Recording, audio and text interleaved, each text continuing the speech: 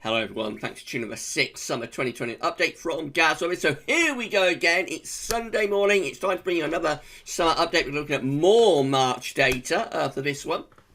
So last week we showed you March precipitation to summer data. This week we're doing March CT. Central temperature to summer data, and I shall get on that for you very shortly. Just to say that the first video release day was our nice little 7 a.m. upload, just a 3-minute forecast going at weather next 2 or 3 days. Check that out if you have not yet done so. And also we're going to have GavsWeatherVids Sunny Roundup coming up later on, which is going to be your eclectic mix of this and that.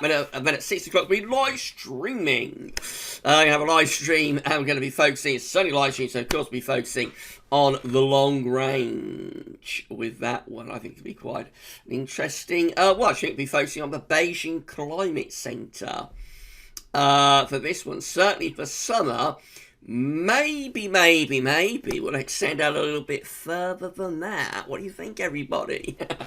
Possibly we might do, but that's all coming up later on. We're going to have a summer update for you right now, though. So just to say that, of course, with long range stuff, then, it's going to be quite a longish video, so you'll be able to watch it on demand on the YouTube channel. It'll be placed within the summer updates playlist on the YouTube channel. It'll also be placed on the summer updates page at GavsWeatherVids.com. No written summary now, but the video will be placed on the summer updates page. The summer updates page will not be there much longer, though. The website will start to be wound down at the end of April. So for not much longer will you be able to watch these videos at GavsWeatherVids.com. The YouTube channel will be the only way to watch these videos from the beginning of May. But still got a couple of weeks to watch the video on the summer updates page at GavsWeatherVids.com. Right, so a big thank you to Rich, of course, for the amazing summer 2021 updates gear. Thank you so much, Rich, everybody. Down to the beach. Zoo. We're going down to the beach, just like South Sub. Down to the beach. I'm so sorry, everybody. I'm feeling a little bit giddy today. Or time I'm recording this. I'm so sorry.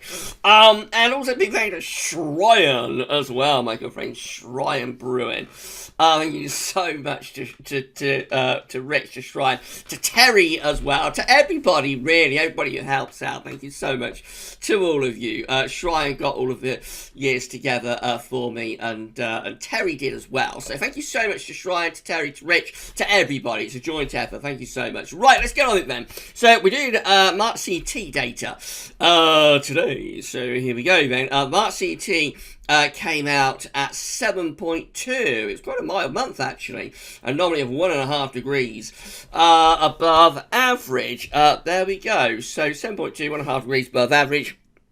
And so, very simply, we're going to be looking at summers following Marches with a CET of 7.0 to, what do you think it would be? Yes, it's going to be 7.4. And that means that, of course, March 2021 at 7.2 is placed nicely slap bang right in the middle of that CET range. Let's do it, shall we? So we're going to begin by having a look at summer of 1859. This is our first summer following March with a CT range of 7.0 to 7.4, and this one is largely anticyclone, lots of high pressure dominating over the UK and into Northern and Western Europe as well. So this looks like it's going to be a pretty good summer, doesn't it? Although it's 1859, it's back in the middle of the Victorian era. Very long time ago. It looks like that'll be a pretty decent summer. Hopefully not dry and warm weather with that. Our next summer is going to be 1871. Oh dear, oh dear, oh dear. Look at this. Blocking over the Arctic, and low pressure is across Northern and Western Europe. Jet streams on a southerly track as well. So looking cool, wet and unsettled for the summer of 1871. Summer 1882 shows up next, following a March CT range of 7.0 to 7.4. This one very unsettled. Deep low pressure over top of the UK and West Europe. I'm so sorry, everybody. I'm very giddy tonight. I don't know what's wrong with me. Our next summer is 1893. This one with low pressure out to our west and also to our south as well. High pressure is up here. I think this is a pretty decent summer. It doesn't look that good. record, does it? But I think there's quite a bit of warm weather in the summer of 1893. Same can't be said for the summer of 1903. This looks really wet. Deep low pressure is in off the Atlantic into northern and western Europe as well. Jet stream down here somewhere. I mean, we wouldn't look out of place for that if it's like an autumn or a winter chart, really, would it? It looks a very, very wet and poor summer indeed in 1903. Oh gosh, look what shows up next. It gets even worse. This is the summer of 1912. This is probably one of the worst summers, not the worst summer of the 20th century. You do not want to be seeing summer of 1912 turning up in any analogs package, really, unless you like washout summers, which of course some people do, but I mean, if it can go wrong, it does go wrong. High pressure is blocking within the northern latitudes. Low pressure is in the Atlantic. The jet stream down here somewhere. It's an atrocious summer and particularly bad in August of 1912, which is possibly one of the worst August of the 20th century. It's certainly up there. The summer of 1912 is certainly up there as one of the worst of 20th century, where it does follow March CT range of 7.0 to 7.4. Our next summer is 1920, and this isn't much to write home about either. This one again, low pressure across northern and western Europe, so quite a poor summer, probably not as bad as 1912, but another pretty poor summer doing there. 1921 is a little bit better. This one has higher pressure very close to the country, actually. So that is a drier, hotter summer, I think, in 1921. 1927, again, this isn't great either. So probably have got a bit of a trend here for poor summers, actually, I'm afraid. Summer 1927, again, deep low pressure is over top of the UK and Western Europe as well. So that's another pretty bad summer. Oh, now, this is a better one. This is 1933. Ooh, this is a better one with high pressure. I'm so sorry. High pressure is to our north and northwest, winds in from an easterly direction. So this is quite a dry and relatively hot summer, actually, in 1933. That's a very good summer. Two back-to-back good summers, 1933, 1934. That's the first of them. Very nice summer, and it is part of our analogues package today. Back on trend though, with 1936, look at this, low pressure back into northwest Europe, high pressure in the middle of the Atlantic, jet stream down here. This summer contains one of the worst Julys of the 20th century, actually, so a very cool and wet July in 1936. Summer 1950, next, following March CT range of 7.0 to 7.4. This one, low pressure in off the Atlantic. This is a cool and wet summer as well in 1950. Oh, no, this is a better one also. This is 1959. This is a very nice extended summer with above average heights, high pressure in across the north and the west of Europe. Winds in from an easterly direction.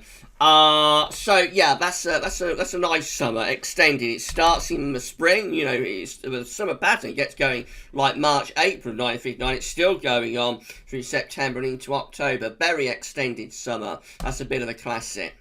1967 is our next summer. This was quite unsettled. Summer of love, of course. Summer of love. In 1967, I'm going to cringe in the morning. Summer of 1967, Summer of Love. Or Love. Has low pressure to our north and northwest. High pressure over central western Europe. If you're going to San Francisco, be sure to wear some flowers in your hair. What about that? Yeah, it's basically a mixed summer, but it's probably one of the better summers of the 1960s. Bear in mind, 1960 was was a terrible decade, absolutely atrocious, awful decade for summers.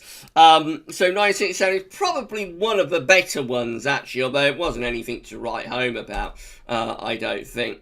Now, very bizarrely, a very long gap then from 1967 to 1999. Can you believe that? March CT range of 7.0 to 7.4. From 1967, we have to wait till 1999 for another March CT range of 7.0 to 7.4. How bizarre. This one is quite a mixed summer. Trough of low pressure over UK, high pressure to our northwest. It does not tell you anything about this summer, though, at all, that anomaly. It does have like a cool and wet June. July is very warm, actually quite hot, and very dry as well. And then August turns much wetter after an early sort of heat wave. It's a heat wave at the end of July and into the start of August. Then it breaks down into thunder, and then August 999 turns into quite a wet sort of month, but also quite warm too. So it's a funny old summer, 1999, but it's not bad. It does have its moments, especially so in July.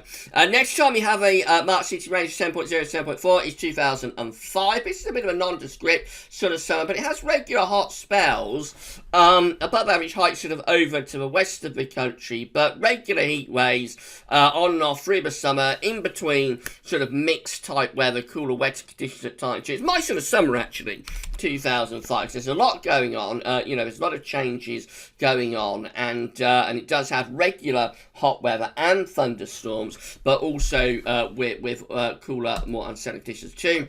Got summer of 2007. Next, this is probably up there with 2012, let's be honest. No, not 2012. Well, it probably is up there with 2012, but also with 1912. It's one of the worst summers that anybody is ever going to live through, really.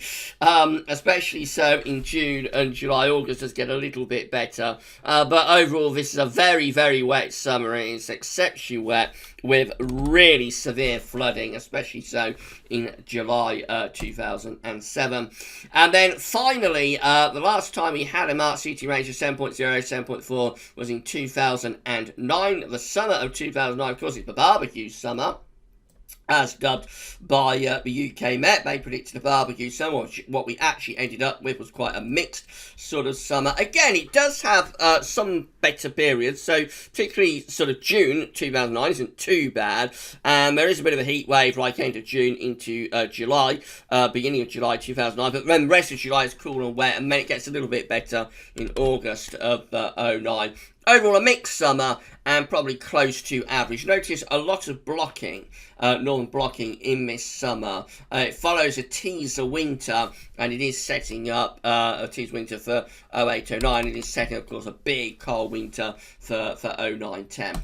Right, let's start putting all of that together. This is how all Junes combined are looking, following a March CT range of 7.0 to 7.4. Overall, a higher pressure signal to the north and a lower pressure signal to the south, probably quite easterly with these dunes, and of course the low pressure to the south could threaten thunder into the south, so it's probably quite a warm but maybe quite volatile signal for the dunes. Look what happens when we get through to July. So this is how all Julys combined are looking for a March CT range of 7.0, 7.4. Very unsettled low pressure is in off the Atlantic Ocean, so it looks pretty wet and a little bit of a washout sort of pattern. It ain't much better for August either, so both July and August look pretty grim. June's probably the best of it, but even that could be rather volatile in the south. And all summers combined for a March CT range of 7.0 to 7.4. Just looks unsettled. Low pressure is dominating the weather there.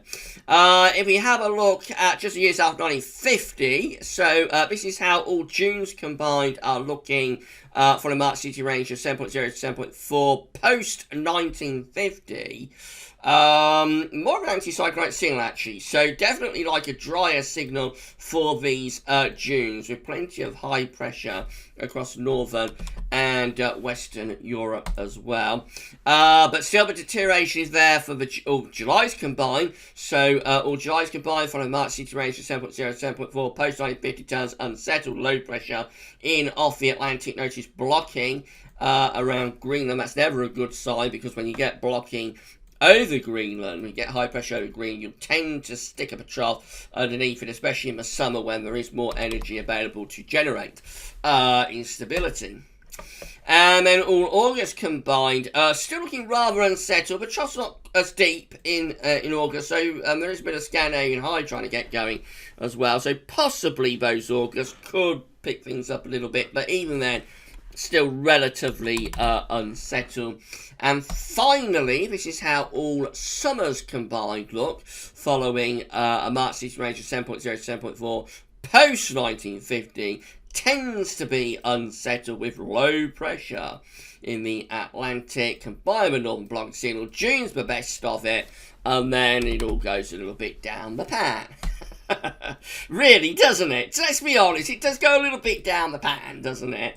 You know, after the Junes, post 1950. Right, so I'll be rather silly on this one. I'm so sorry, everybody. I'll try to be sensible next week. That's it then. That's it for this one. So that's your 6th Summer 2021 update. I hope you enjoyed it, and if you haven't, well, I can't do much about it really now at the end of the video, can I? No, I hope you had a good time on this one. And, I'm so sorry, everybody. I'm so sorry. What was I saying? Yeah, I had a good time on this one. And I'll be back later on with GavsWeatherVids Sunday Roundup. It will be sensible Gav that you'll have on GavsWeatherVids Sunday Roundup. I'm not going to talk about the quasi-biennial oscillation and ENSO activity and be giddy. I won't do that. So it'll be sensible Gav on the Sunday Roundup. And be live streaming from 6 o'clock this evening. Going to be like a longer range look ahead with Beijing light percentage as well. It's going to be a lot of fun, and that'll be from 6 o'clock this evening. This video will be placed on the summer updates page at GavsWeatherVids.com. Won't be there for much longer, but it will be placed on the summer updates page for now. GavsWeatherVids.com, and it's also contained within the playlist on YouTube, Summer 2020 Updates playlist on YouTube, so you'll be able to watch it on demand on my channel whenever you would like to do that. For the 6th Summer 2020 Update, that's all for now, and thanks for watching.